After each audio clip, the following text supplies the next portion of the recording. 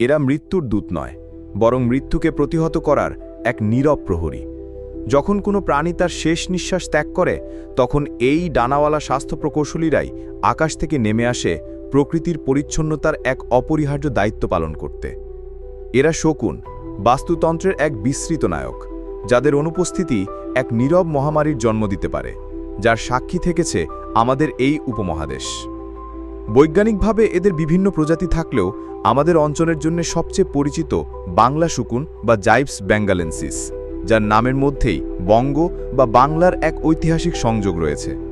শকুন প্রকৃতির নিখুঁত এক পরিচ্ছন্নতা কর্মী। তাদের পাকস্থলীর শক্তিশালী অ্যাসিড অ্যানথ্রাক্স, যক্ষা বা জলাতঙ্কের মতো মারাত্মক রোগ সৃষ্টিকারী ব্যাকটেরিয়াকে ধ্বংস করে দিতে পারে। একটি মৃত পশুর দেহ খেয়ে তারা একদিকে যেমন পচনজনিত দুর্গন্ধ ও রোগের বিস্তার রোধ করে, তেমনি পুষ্টি উপাদানকে দ্রুত মাটিতে ফিরিয়ে দিয়ে প্রকৃতির চক্রকে সচল রাখে।